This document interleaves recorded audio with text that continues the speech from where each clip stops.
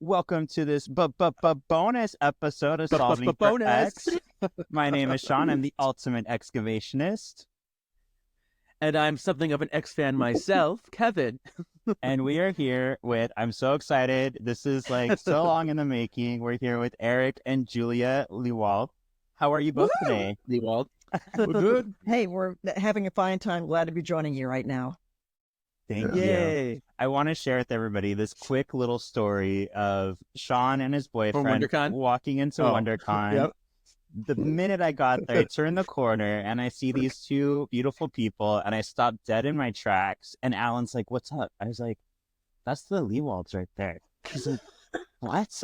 I was like, "Yeah, they like made X-Men. Well, the show. So I was like, I'm going to go talk to them. And I was so excited and so nervous. And you were so nice, Julia, to give me the previously on pin. And I dropped it 3 times. And you picked it up every single time for me. I was like, this woman is amazing. Aw, that makes me happy. Thank you for sharing that. Yeah. Aw. Thank you. And I had one of our listeners, Ryan, wrote in and he said that he met you at the Uncanny Experience last year. And he said he was shaking. And he said, Julia put her hand on my shoulder to comfort me. And it was the nicest thing that someone could do for me in that moment. So you really touched your fans literally and figuratively. So we appreciate it. Well, Yeah. we had our geek top moments too when we were young. So So you understand. No, truly. But and for the two of us right now in the world of X-Men, again, this is in the year 2024. This is like a victory lap for us because we didn't know, when the original show came out and social media wasn't a thing. Internet wasn't a thing. Right. We knew the X-Men, the animated series, was a big hit for Fox Kids, a big hit for Marvel. And then other iterations came along and then the live action movies came out. But for us now to have all this happen is thrilling. Yeah. It really is. It's pretty great.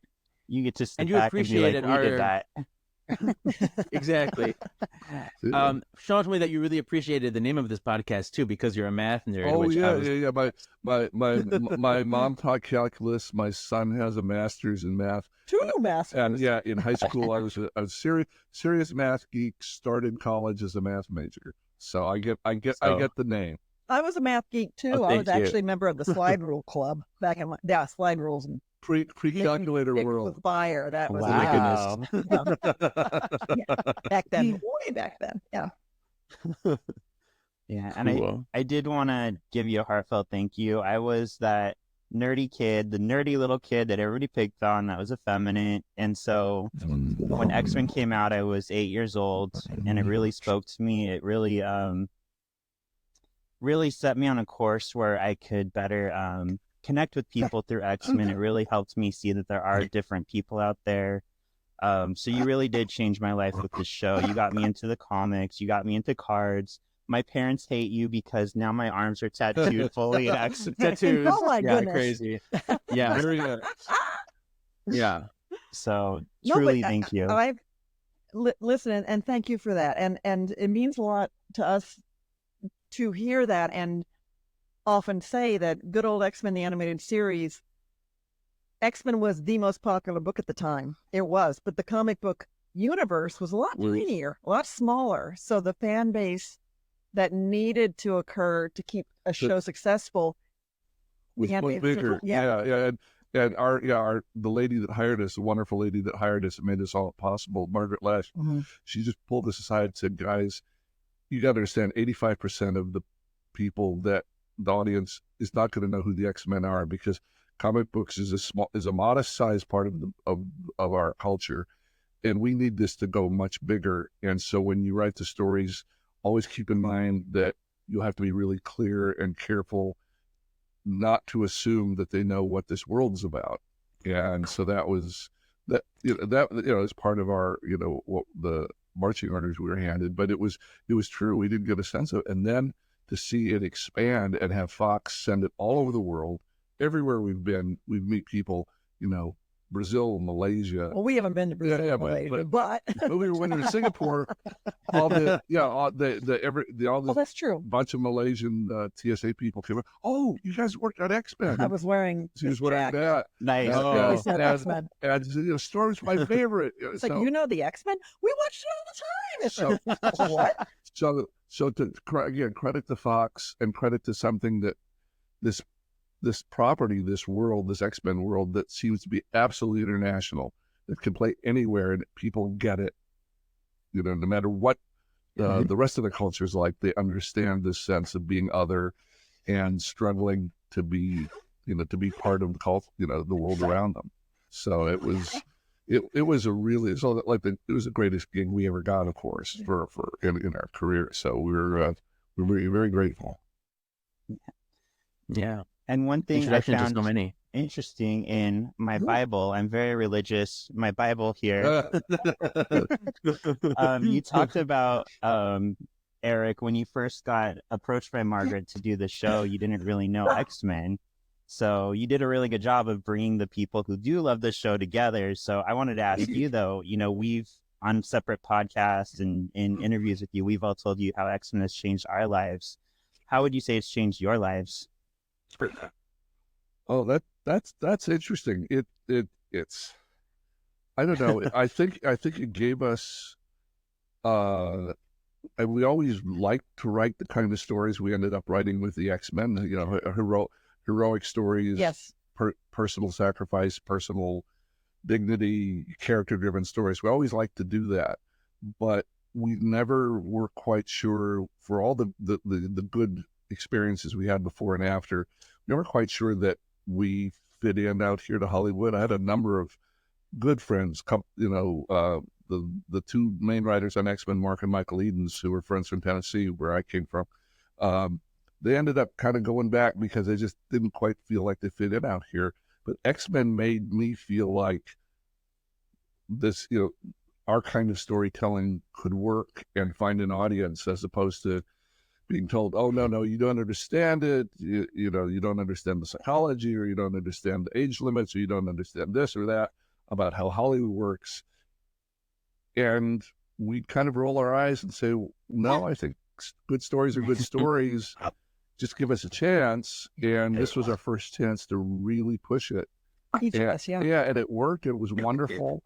And then after that, it was like, okay, well, back to the normal Hollywood and people not quite getting it. But it gave us 5 years of doing the kind of work we wanted to do. And I'm interrupting, but Hollywood is real keen on pigeonholing people. And those pigeonholes are real yes. tiny. And X-Men really opened doors in terms of each of us being able to try other things like Young Hercules with Ryan Gosling.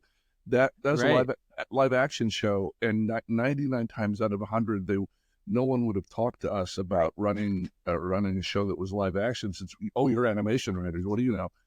And it happened that it was for Fox Kids, and so when the people that were going to produce it, the Hercules and Xena people, were called Fox Kids, they recommended us, and that's how we got on that show, where we never would have had a chance to if it weren't for X-Men. If we just done other stuff, they would have gone to someone else. They would have gone to somebody with just live action background. Yeah. The whole dynamic of TV has changed with like the streaming services and things. And like, I'm a big proprietor of the old school way, like one episode a week versus the binging. Yeah. Are you a binger, or do you prefer the episode a week schedule? Flexible. Flexible, but let me say that I think a genius move on the part of Marvel and Disney Plus with X-Men 97, just rolling into that, is for those who have fond memories of the original X-Men animated series, it was either once a week on Saturday morning, or it was the 5 day a week. The whole season wasn't dropped at one time, and you had to, if you, did you catch that? The water cooler talk, the playground talk, the college dorm talk.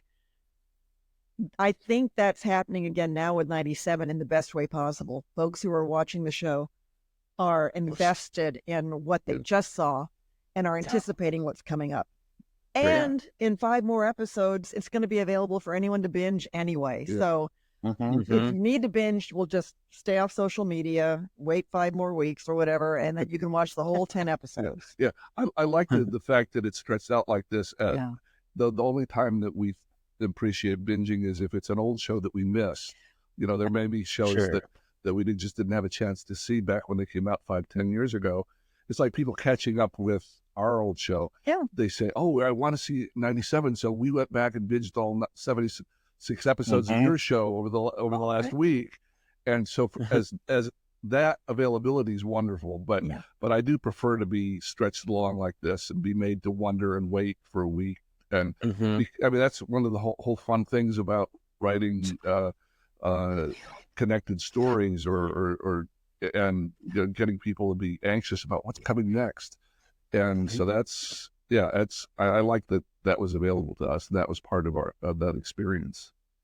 And what's Especially nice, when you have friends, that's what makes it Yeah. work. because we were all destroyed at the same time by episode 5. Remember it? So I had people calling and texting me, being like, "I'm here for you. Let's talk Yeah. about it." I'm like, Mhm. "Thank you." Yeah. But Different truly, kind of bonding when it's spaced out. Yeah. Mhm. and you're allowed the episode gets the room to breathe, and you get the room to react. And if in 5 more weeks, anybody else who decides to start watching X-Men 97 could binge the entire thing, but when they hit episode 5, that's going to be, anybody else see this? Yeah. No, they're not going to have the communal reaction space that I think is Yeah. a really wonderful thing. Yeah. And it just, I don't know if you've heard the people talk about it, but they knew what they had with episode 5. They knew how big a deal that was going to be, and they, from week 1, I'm sure Bo was planning to have that level of effect, and then play out the rest of the season, and you'll see what he does with that. But that was very nicely built too. I mean, it's like when 9 out of 10 people that talk to us at cons say, "Well, I remember where I was when I watched episode 2 and Morph was killed," the first story. Yeah. And I think 20 years from now, people are going to be coming up to the folks that made this show and say, "I remember where I was when Gambit." Well, when episode 5 happened. When episode 5 happened. I can't say it out loud. Yeah. We're at spoiler time. So, but yeah. So some clever pacing and storytelling on the part of the new folks.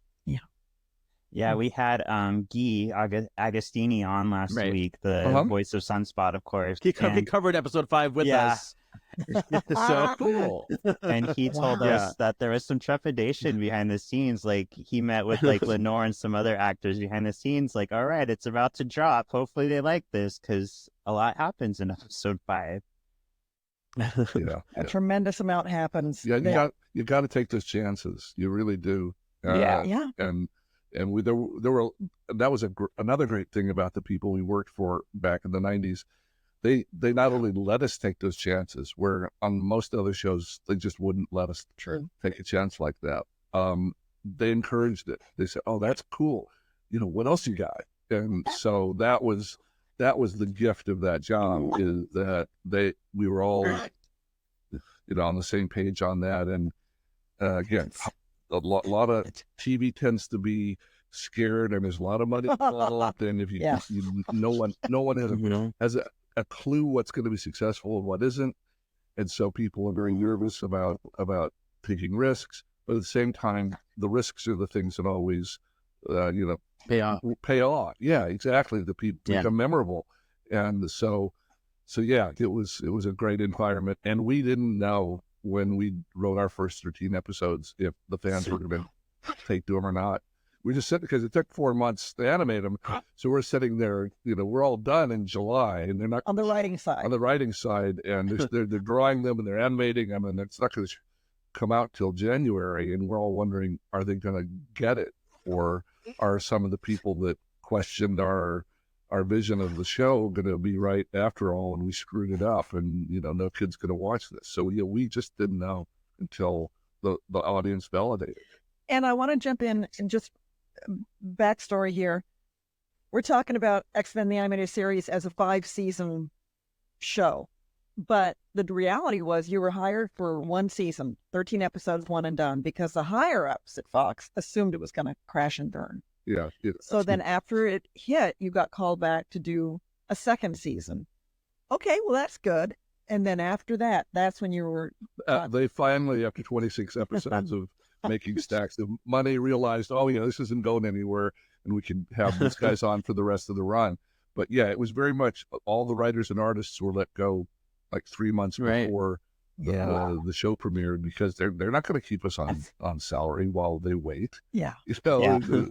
So that was strange, but it obviously was a great surprise to them that it did so well. So speaking of the original show, what are your thoughts? Because I know in the original show you couldn't show blood, you couldn't show Wolverine stabbing anyone, you couldn't show people getting killed. And now in Remember It, you know, we got a very graphic episode. So what are your thoughts on that being allowed now, and what do you think has changed that allows that to be shown in this cartoon? Well, maybe 30 years have happened. Right. But I think specifically with we were just talking about the fact that when X-Men came out originally in the animated series, there were 3 major networks on broadcast TV, and Fox was trying to become a 4th major network, and there hadn't been a successful 4th major network ever. So this was a big deal for Fox to kind of swing for the fences and go, we're going to crack this clubhouse. At that same moment, there was the afternoon cable streaming stuff was just kind of getting started. Syndication and, you know, 5 days a week. The Disney afternoon, you know, and all these things were starting to happen right around then. So it's breaking out, and even though our restrictions seem pretty harsh in retrospect, we and Batman at about the same time really pushed the envelope and for kids programming, because if you look at Super Friends or something, they basically kind of stand around and quip with each other, and there's not a whole lot of intensity to it. But as far as the not being able to do more of the adult stuff, because it was very much a Saturday morning was kids television. Yes, and there were heavy restrictions on it, and it was just the mothers across America were entrusting Saturday morning into the hands of these 3 or 4 networks, and if you screwed up, you're going to get thousands of letters and have Congress people coming after you. Well, yes. I mean, every 5 years there was another uproar about violence in television, or children being led astray, being ruined by either comic books, TV, or video games. But there's all this pressure to protect children. And so that was kind of what we worked with then. And there were a few things like you can't show realistic weapons. I mean, you're blowing up cities and having these massive conflicts among super beings, and you can't show a gun, or you can't show a realistic weapon, and it's everywhere. So people in rural Bavaria are going around with blasters. In the Nightcrawler episode. Yeah, I mean, there was some odd... No bullets, but beams. You gotta have your beams. but that's so there were half a dozen compromises like that I wish we didn't have to make. But in terms of the blood and the intensity and the, I guess, the adult sexuality, which is was underlying, was hissing under the surface in our, but was more front and center in the new one. I think it kind of made us, we wanted to have as much drama as an R-rated movie, or say Hercules and Xena. We're talking about that with the Gosling one, which we did for kids. Is you have to push the drama other places. You have to just crank up the interpersonal drama to 11 if you can, to make up for the fact that you can't show the people having sex. You can't show them really hurting each other. You can't, all these lists of things that limits you have to work with on. It kind of, I think, pushed us to push the other parts harder, and so that people ended up loving the melodrama and the character intensity that we were able to show, since we couldn't show it physically. Mm-hmm. Works for me. Mm-hmm. It's so cool. I did want to answer a long-standing question. I need your help here because I understand I'm not coming for the show. I know it was a very by the seat of your pants show, but there is one air that stands out to me. And now that I have you both here, Just we are going one? to solve this. No, just Okay. one that we'll talk about. Solving for X. Solving for Solving X. for There you go. Rex, okay. Okay. So in The Cure, when the X-Men meet Warren, they don't know him Yes. yet. They're just meeting him. Right. But later on, we see Warren alongside the original 5, and then we see him in the picture in X-Men 97. Mhm. So Mhm. what's the reason? Why would they not know Warren? That's Larry's fault. we blame everybody on that. He's saying Larry Houston, Yeah. the art Yes. director person that made all the good stuff No. happen.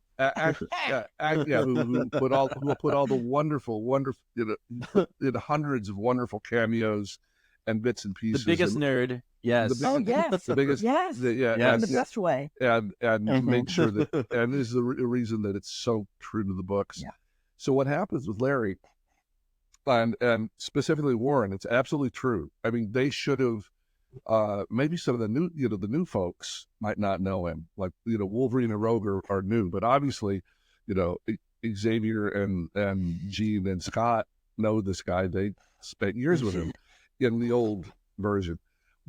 While we were writing the Warren Worthington episode, we hadn't yet shown images of the old X-Men to the best of my knowledge, or at least we hadn't written those in the script.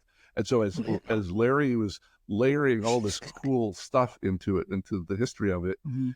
he added the images of the old team into the Cure.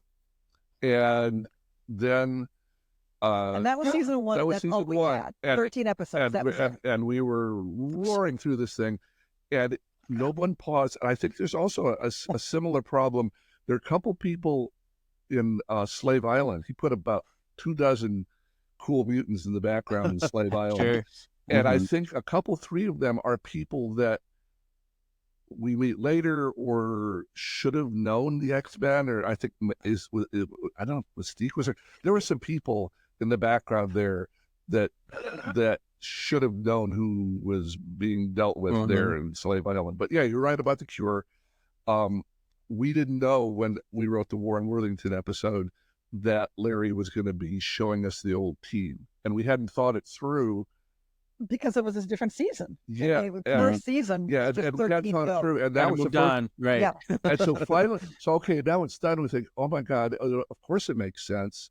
This is the same Scott and Jean from the 60s comics, from this, Stanley and Jack Kirby comics, from the blue suited comics. They should have known Warren, but by that time it was all animated and was all overseas. There's one in I think the Lady Deathstrike episode where they look at one point and there's a grate on the sewer, and then they look again and there's no grate. I mean, there's just Yeah. and we were always what's the word, jealous of Batman, where they would do months of retakes and they get everything beautifully precise, and if there were ever any mistakes, they cover it. In our case, we'd have like a couple weeks. Does anybody see anything? Okay, quick, get the word to Korea. They'll reanimate as much as they can. They won't be able to fix everything, but they'll get it back, and we'll get it on the air. And we'll get it the night before, and we'll get it on the air that Saturday morning. So there really wasn't time, and people would find stuff later on and say, "Oh my God, if we only would had a little more time, we'd go back and fix that." Or if there was an awkward moment, what they'd often do in post-production was they'd get something back and there wouldn't be time to reanimate it, so they'd trim it. They'd either trim it for time, or they'd cut to they'd reuse a reaction shot of somebody. Yeah, this is something that Larry, that our post-production people, wonderful, Scott Thomas and our editor Sharon Janis, they'd go through and say, "Oh my God, we've got 7 or 8 things here that there's not time to do a retake on. Quick, grab me that Cyclops thing, and give me a quarter second of him turning, to look at this, so that I can cover up the fact that the animation went 3D there and shouldn't have." Whatever the production problem was they covered an awful lot of it in post-production.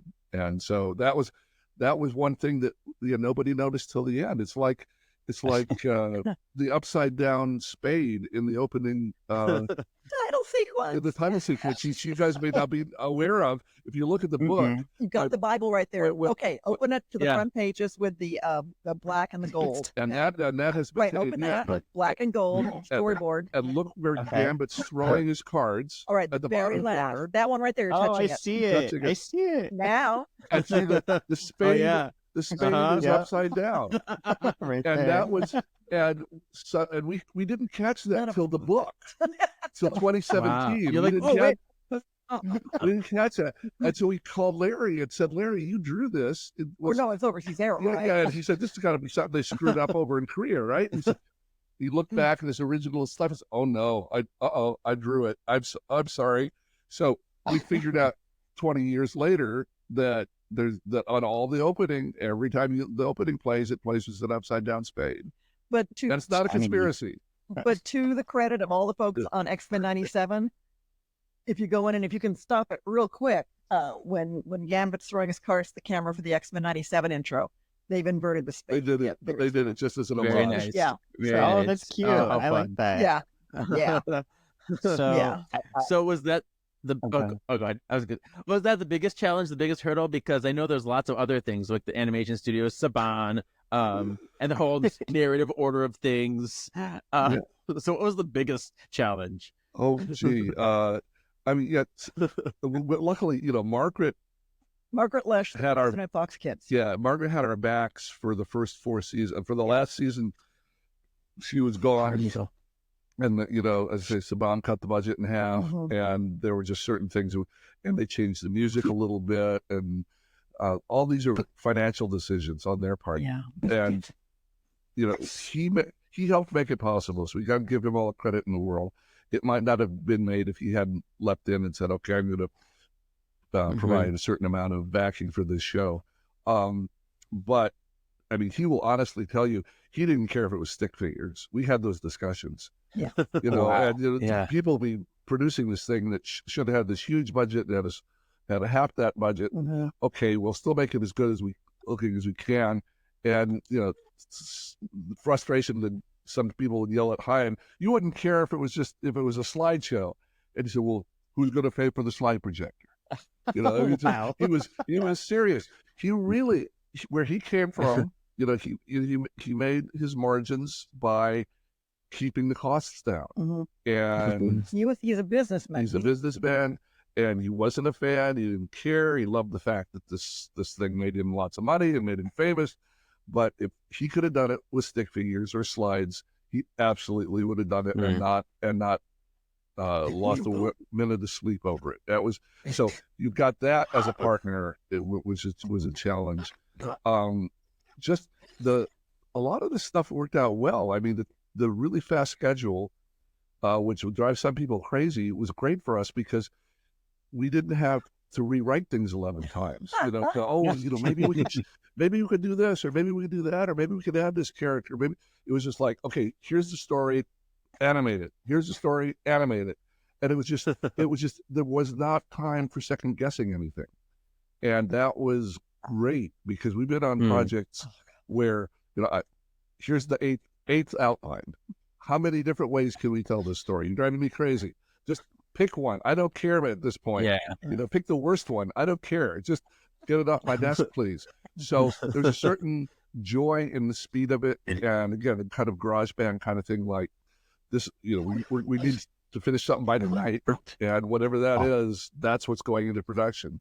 So that was the downside was there were beautiful things that say a show like Batman, or say the Disney Afternoon where we worked, where they had, that the budgets were higher and the animation was more beautiful. Certain things that we couldn't put in the stories because, well, we don't have a budget for that. Just boom, okay. Because you look at the new show, which we bow down with envy. They worked almost 3 years on getting the first. The first one's coming out almost 3 years after they started, and obviously the budgets are 3 or 4 times what we had. Sure. At the same time, they probably had to work and work and work and redo and redo and redo, and probably had 20 times the oversight that we did. And so there's a real skill in dealing with oversight and, keeping your vision straight.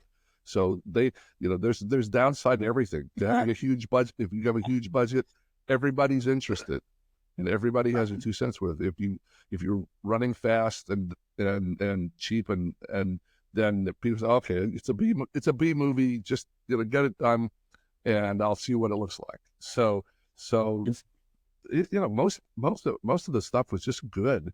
The challenges were,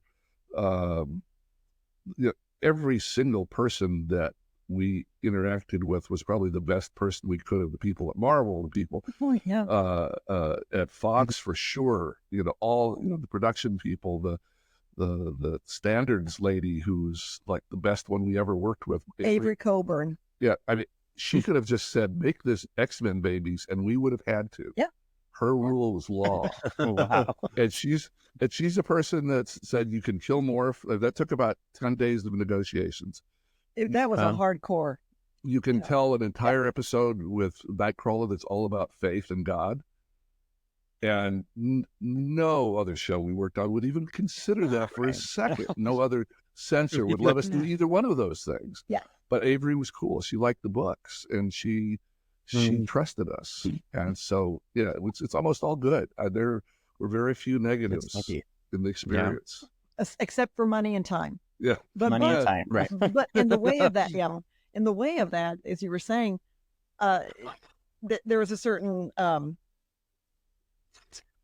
when you got to get something done fast, there was a certain like improvising as you go and making it happen, and with a singular focus from everybody pulling in the same direction. It was invigorating in that way that we were.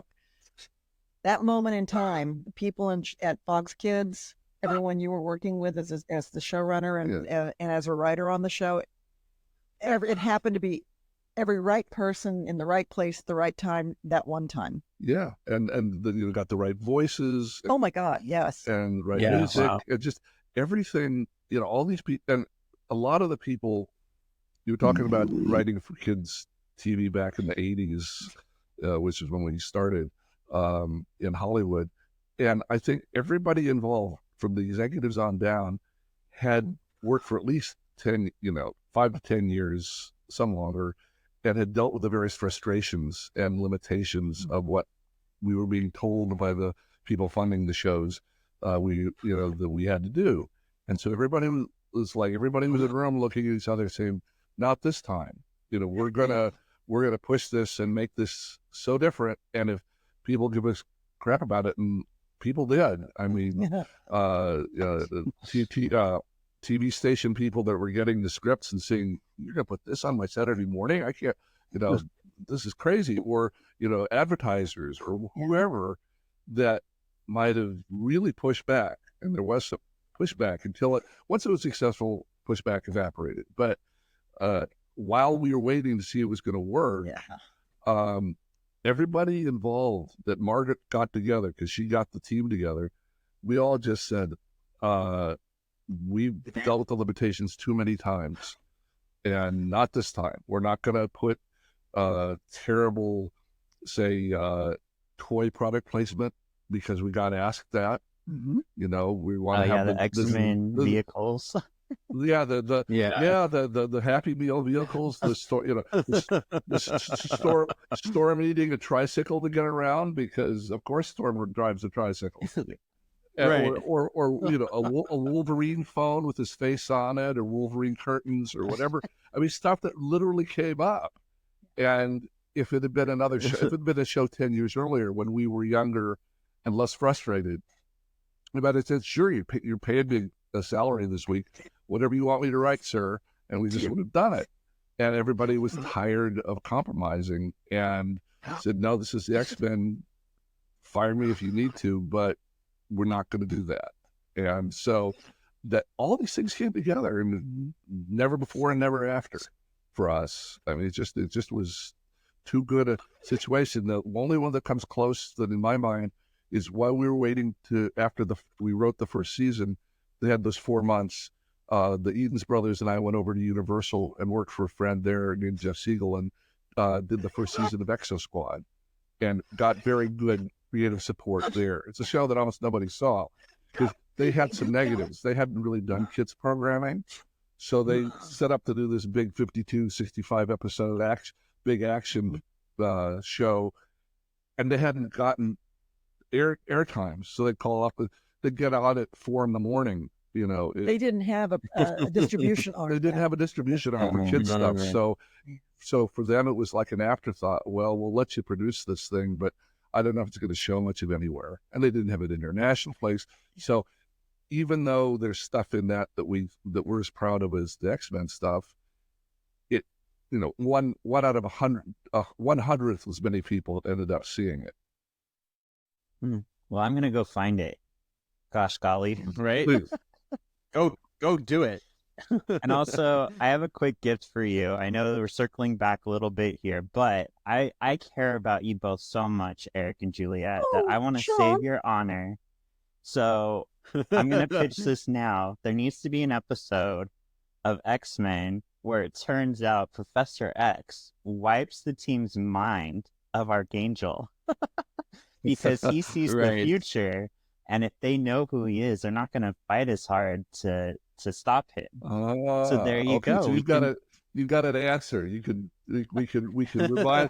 This is like what they revised the Star Wars and Star Trek stuff with new visuals 20 years later. Yeah, we can go back.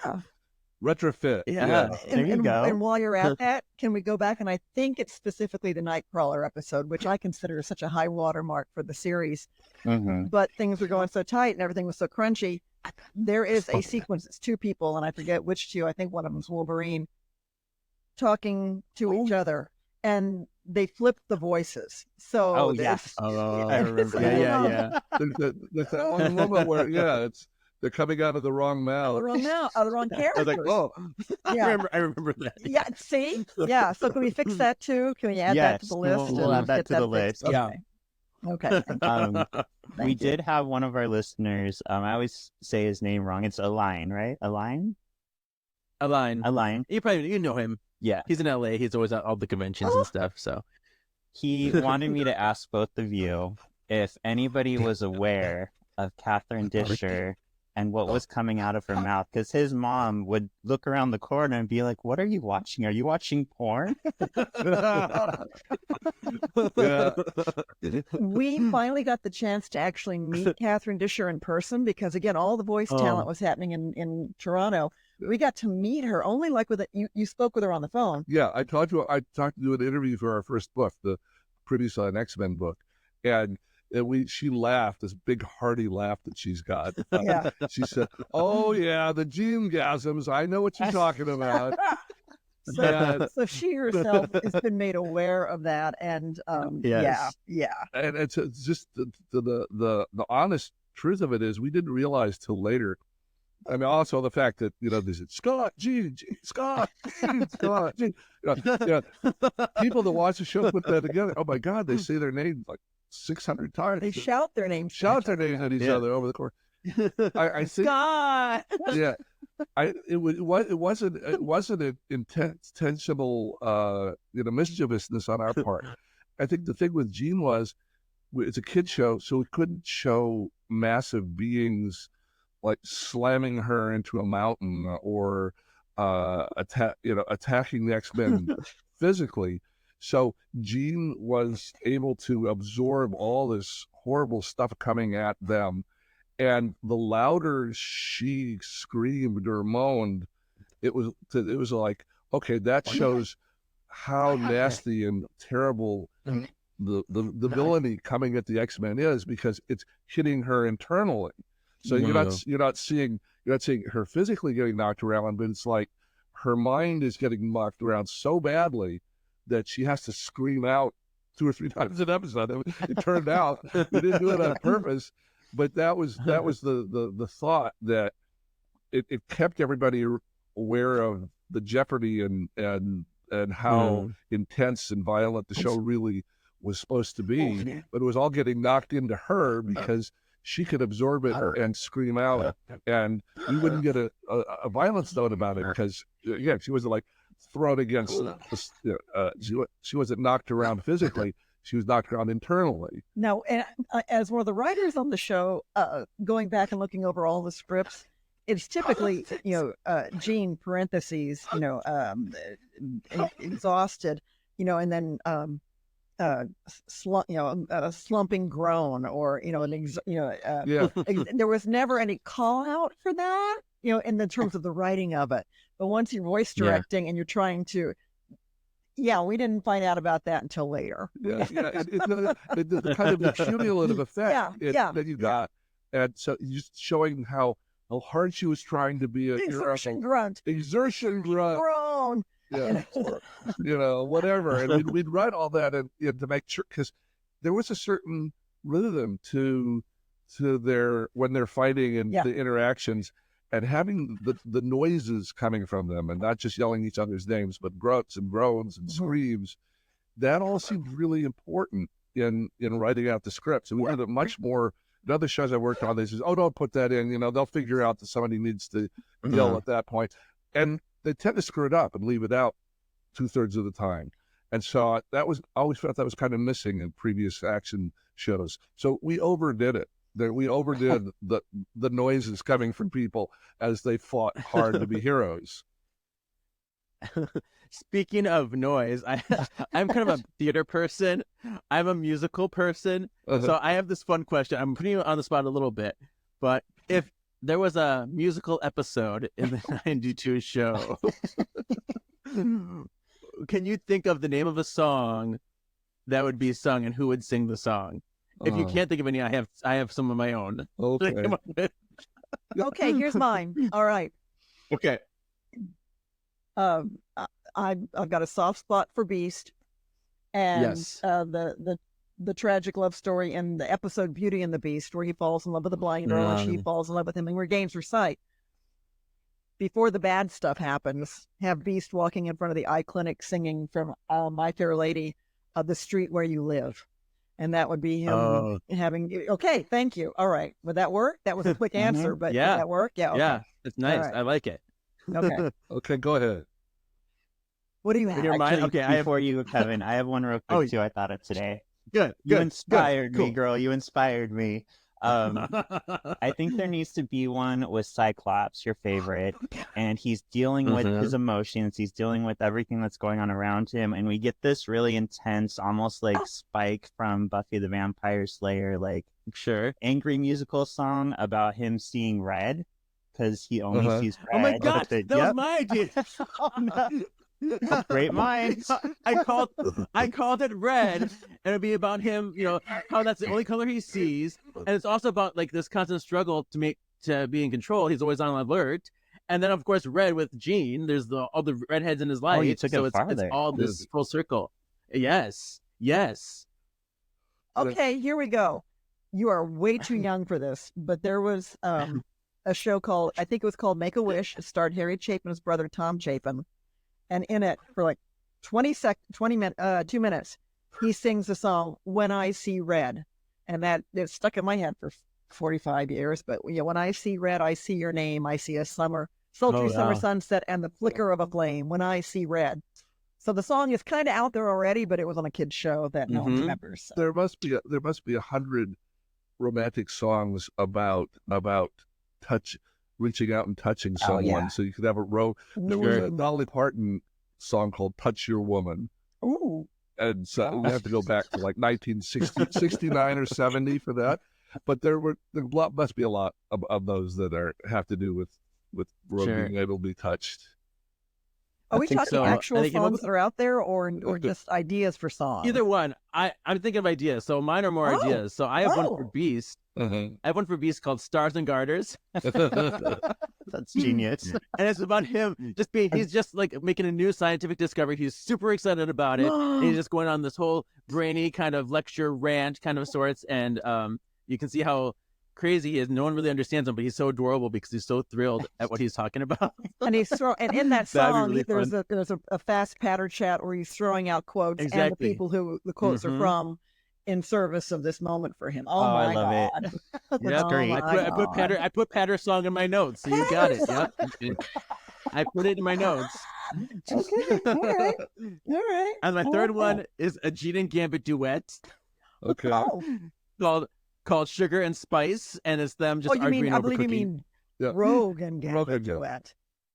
You No, said- Gene and Gambit. Oh, Oh, Gene okay. and Then, Gambit. let me hear it then. Sugar and Spice. Because- Okay. Sugar and Spice, because it's them in the kitchen trying to fighting over who's going to cook. oh, yeah. Remember from the Christmas episode. The infamous Christmas Yeah. episode. Yeah. Yes. Yeah. I Yes. know that's not everybody's favorite episode, but It's we not stand favorite. by it. We love it. We love the whole Oh, Gambit that's and that Gene in the whole- that kitchen. moment. Well, give Cindy It's I want everything. credit for that. It's He everything. called me and just said, "You guys need a Christmas episode." Uh-huh. And so we enjoyed what we're doing. Oh, yeah. and we no, thought yes. Yeah. and we thought him actually have to deal with the Morlocks and I think one of my favorite points of it was Jubilee had never had a family Christmas before.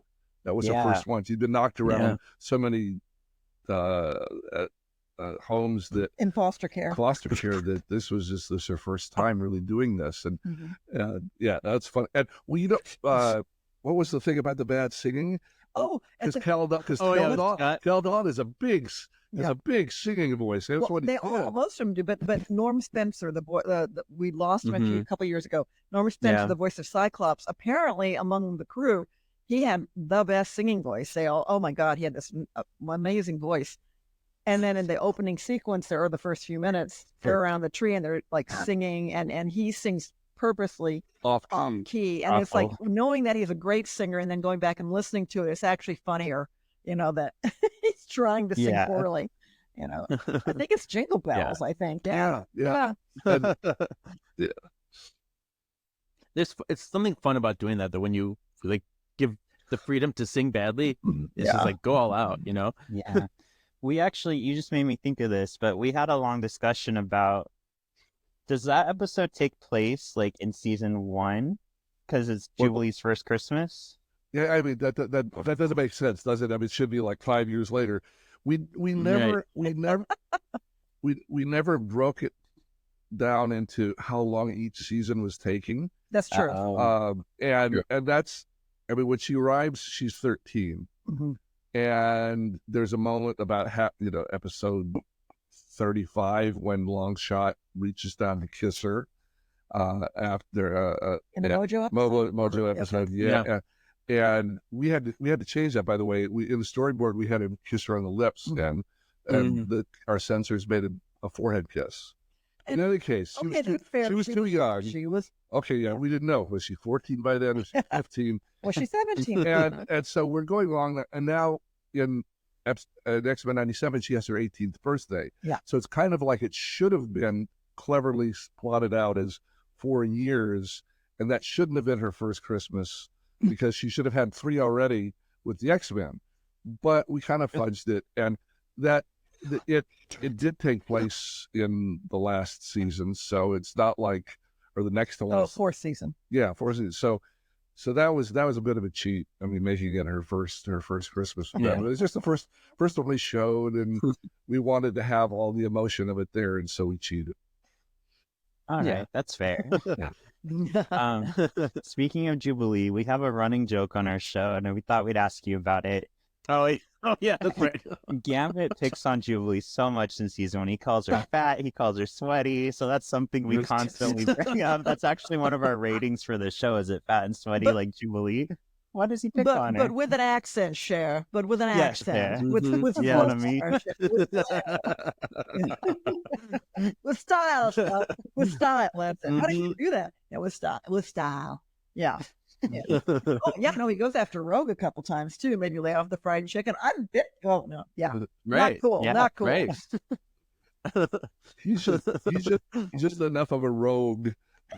Yeah, just enough of it. Yeah, that he would have the nerves. It would never occur to Cyclops to To comment. The comment, to give a little bit of an elbow to one of the women and talk about, so it's just, yeah, I mean, he's a rate. It's been on the road. He's a rate. It's the kind of thing he'd say, and I forget what the context of those were, but obviously he shared. I mean, the series starts out with him running around to save her. Yeah. At the mall. Right. So it starts out with him caring about her, but he's a little too much of a scoundrel sometimes. Yep. Kevin, did you have any other questions before I get to our little game? Yes, let's do the game. All right. Okay, if we're gonna do it, let's get it done. Yes, buy-in. So I put together a little game. I'm gonna go ask each of you 3 questions, one at a time. If you get the question wrong, I'm gonna give you a impersonation from the original X-Men series to do for us. Oh God. Okay. All right. We'll start with Eric. I feel like picking on Eric. All right. This one's really hard. Hopefully you get it. What is the name of the roguish Southern belle who can absorb powers? Well,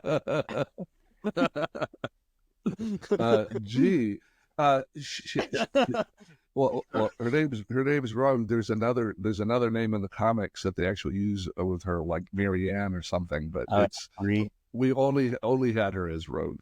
No, there is a magic moment where she remembers her old boyfriend. Yeah, which was, and he's got a nickname for her. And I thought it was the perfect just one of those things. You go, oh, that's a perfect nickname. Possum. Possum. Her first boyfriend called her that. Possum. Oh, don't call me Possum. Yeah, it was just Cody, the guy that got absorbed by the brood. Yeah. Cool. But I thought it was a perfect nickname. He's an alien. He's a brood. Yeah. All right, Julia, you're up. Are you ready? It's I'll gonna try. be just as hard as Eric's question. I'm warning you. Yeah. What is the name of the blue-furred beastly X-Men named Hank McCoy? Stretching for time here. Okay. Okay. Well, we'll call him Beast, but I believe it is Dr. Henry McCoy, but he's in the series known colloquially as Hank McCoy, and because otherwise there's a Henry Gyrich out there. So Hank was specifically used for McCoy. Yeah, we didn't want it. And also calling him Dr. McCoy got some Star Trek problems in there. Not for me. We never, Dr. McCoy, come over. That's true. Yeah, we just never addressed him as that. I didn't think about that. Nice. All right, Kevin. On the same level, who voiced on the same level? Dark Star in Red Dawn? Yeah, Dark Star in Red Dawn. I don't know. I'm gonna say someone crazy like Robin Williams. Wow, it's close. Well, obviously, not a chance. Obviously, it's Elizabeth Rukavina. I can't believe you didn't know that. You're embarrassing me in front of the Lewalds. Yes. No, you said Red Dawn. Are we sure it wasn't Charlie Sheen or one of the guys? Right. Just asking. Look at that poster over there. Yeah. Okay. Yeah. Emilio. No. It's Patrick Swayze. That's who it was. That's Patrick Swayze was Dark Star. No, he was in Red Dawn. Okay, that was my one. Yeah. So Kevin, you got it wrong. Yeah. So give me your best storm. Her saying, Storm, mistress of the elements, commands you to release that child. Okay. Oh, he's got to do the line? He can't just... Yeah, he's got to do the line in her voice. Okay. I, Storm, mistress of the elements, command you to release that child. Wow. Very good. Very good. That was very good. Okay. We love that line. It's genius. We quote that all the time. Beautiful. So thank you for that. But the best storm line, and I don't have my notes in front of me, but I shall meet you at the monorail. Yes. That's Ponytail Storm too. Yeah. So Yes, good. it is. Yes, it is. Yes, it is. That's just such a great line. Yeah. For that episode, I actually drew Corsair, Cyclops, and Storm in the style of The Simpsons, saying monorail. There you go. All right. Okay. Yeah. This is another hard one for you. What He's so cruel. cosmic entity inhabits Jean Grey in the Phoenix Saga? This I almost big yellow red bird thing. Yeah, from Arizona, Phoenix. You're a Phoenix. The Phoenix Yes. entity. the Phoenix Yeah. entity, the Arizona entity. There we go. Dark Arizona. Who in the book? Dark Arizona. Ate- That was who the in sequel. Yeah, who in the book? That's shadowy place. We don't go there. Ate an entire planet, occupied planet of 6 billion people, and we couldn't have her eating people, so she just ate a planet. Right. Yep, it's just an An empty unoccupied planet. planet. Yeah. Yep. All right, Julia. What is the name of this villain turned hero who is the master of magnetism? Hero turned. Wait. Our villain turned Right. hero. There. Okay. Magneto. And did we ever refer to him as? Yeah, we did refer to him as Eric in the series. I think he and Professor X. Mostly as Magnus. Which, Magnus. That Yes, which I that's I true, got right. from looking at various stuff from the 70s and 80s. They used comic that book, name. Yeah.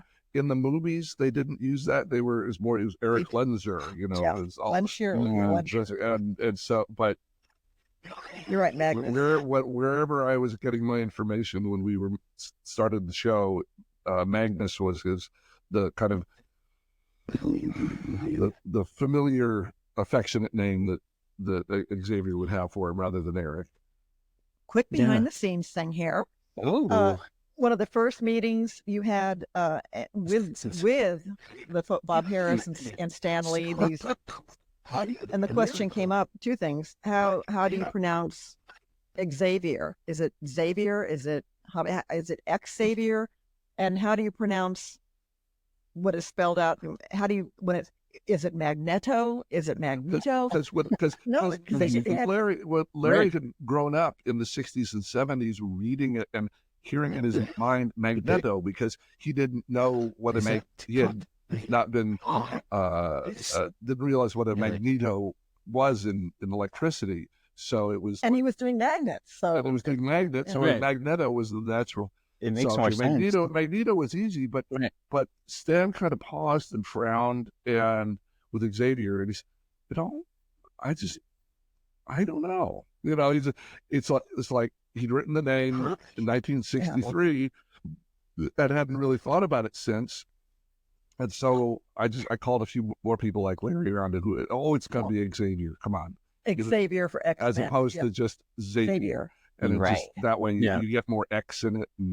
So that was, but the point for me was it's his first day, and I just met Stan Lee, and I asked, this is the one question I asked him, and he just, I don't remember what my thoughts were on naming him. So do it whatever way you want. But we have met people since who were named Xavier Lots of people. because of Wow. the fans who love the show. So- Xavier, Logan, Oh yeah. all Yeah. Yeah. all over the Yeah. place. The best response I got, I have a friend, Victoria. I don't even know why we're friends, because she's like the farthest from nerdy that you can get. But when I first told her Magneto's name, she started laughing. I said, "Why are you laughing?" She said, "It sounds like a Mexican conda."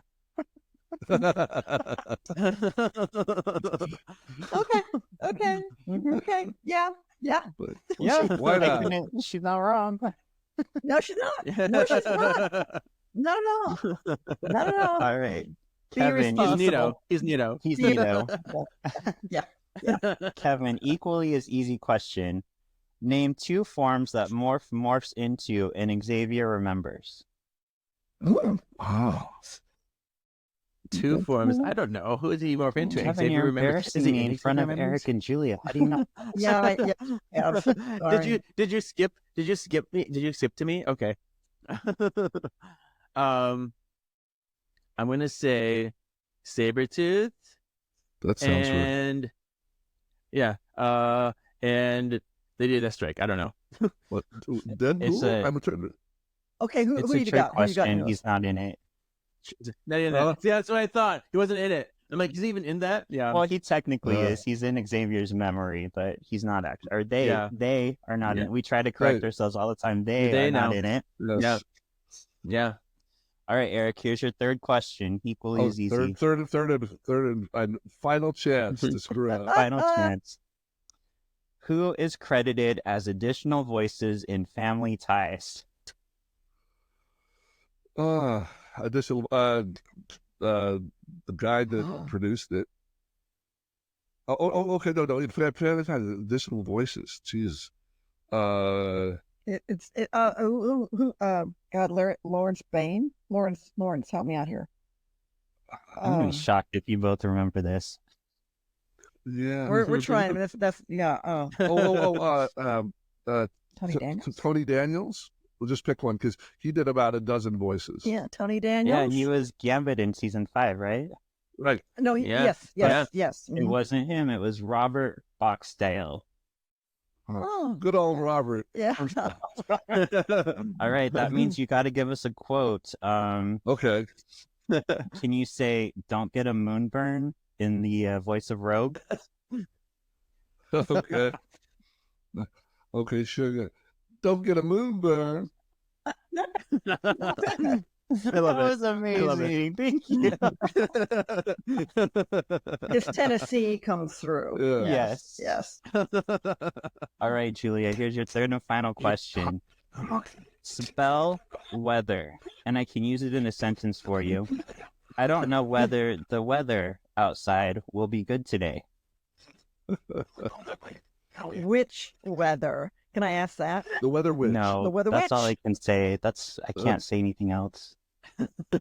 Okay. Well, I'll play it your way. All right. I'm gonna say it real fast so you can't cut me off. WHETHER, WATHER. Okay, there we go. Got them both. Oh, we can Weather only and have you weather? spell one word. I'm sorry, so that's not correct. Hey, I'll meet you at the monorail. I already did that. Come on. Okay, who you got? Yeah. All right, We for got Julia, can we have you in Wolverine's voice? Can you say this one's for you, Morph? Oh. I don't. This one's for you, Marv. Woo! Yeah. I love it. That's so fun.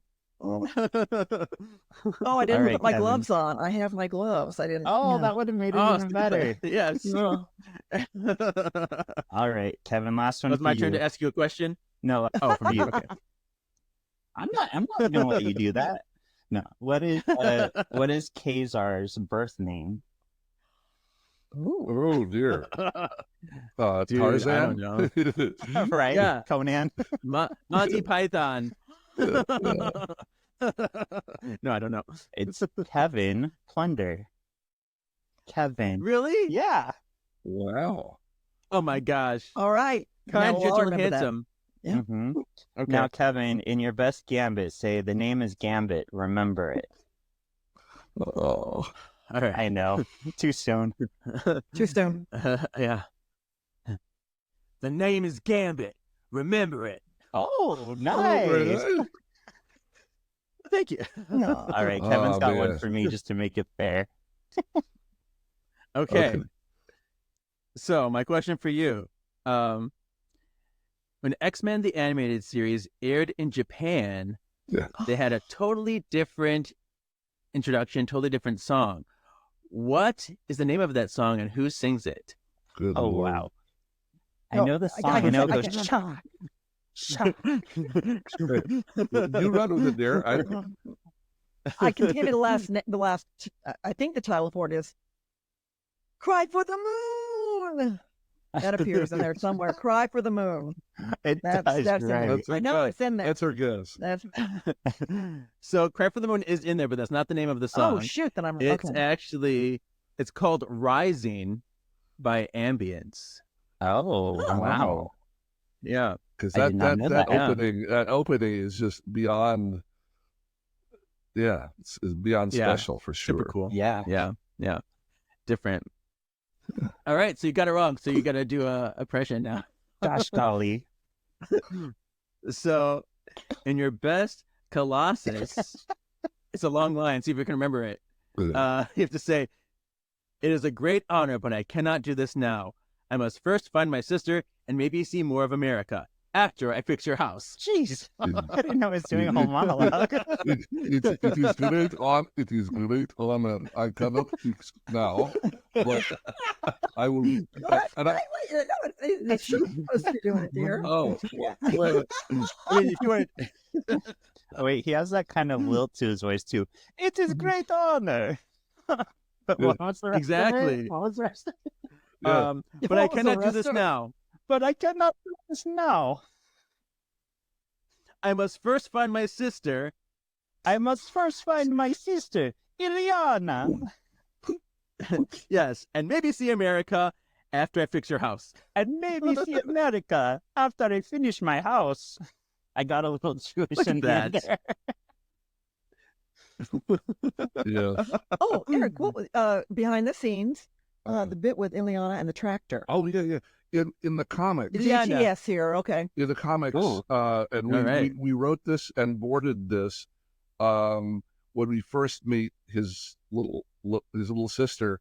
There's a runaway tractor that's about she's in a meadow somewhere, and it's old Soviet Russia. So you've got a tractor, and it's going to, and it's gonna, oh my god, it's gonna run over her and kill this poor 12-year-old girl. And that was something we had to take out for broadcast standards. You said you can't have a young kid like that in that kind of Wow. mortal danger. Right. It's too upsetting with other young kids. So we did I forget what we did, but we took out the runaway tractor about to crush Ileana from that scene.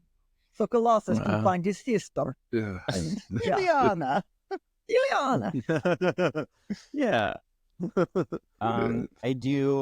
I know I've been kind of just throwing all this love at both of you, but I really do appreciate in this world where I've had some of my heroes torn down, J.K. Yeah. Rowling, Joss Whedon, Bryan Mm. Singer. I really love the fact that I can look up to the two of you as, people who are there for all of us, who want us all to just live our lives and be happy. I really Yes. appreciated seeing you at WonderCon as the two of you were up there, just seeing the love Right. between the two of you. Like, Julia, you kept putting your hand on Eric's back. Mhm. Eric, you kept Aw. reciprocating. Right, it was so nice. So Yeah. just thank you for just being a beacon of light in our community, and thank you for being so involved with the X community. Thank We you for really do that. appreciate you both. Mhm. Well, Yeah. well, thank you. And as I say, Yeah. it's a gift that keeps on giving. Yeah. The X community is for Yeah. us, and we'll be, till we're 90. We hope, knock wood. Yeah. Yeah. Yeah. You keep going. So Yeah. many friends. You've been on so many friends' podcasts and things too. So it's really nice to just see you making the rounds. Well, and I love how, well, not love, but when X-Men 97 started, and there were some articles, and one of them, and a writer on X-Men the animated series, Julia Lewald, said, "Did we teach you people nothing?" And Right. Right. I officially became the X-Men Skull, and I thought, well, you know what? Okay, I'm the official That's fine. X-Men Skull. I'll be the official X-Men Skull. Give her an Did inch. we teach you people nothing? Were you not Yeah. watching the same show? Yeah. Listen, 30 Like, how are years you a ago. fan of X-Men and still thinking this? Yeah. So the fact Yeah. that we worked on something that reached so many people and reached so many people in a way that has appeared to have had such a positive effect. We could go back to 1992 and what was happening in the world, and there were words you could not say out loud, and you sure couldn't Right. say them on Saturday morning. And 30 years later, some progress has been made. Yeah. And I say this in terms of gay and gay marriage, and those kinds of things are happening. I mean, Obama couldn't say he was pro-gay marriage, or he wouldn't have gotten elected. And then It was Right. that and that, the deal. You had to wait 5 or 6 years until you could say it out loud, yeah.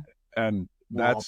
that's what the world was like. And In 92, yeah, I mean, I mean, it's not geez. like it's perfect now, but there's been so much progress. Well, and Mhm.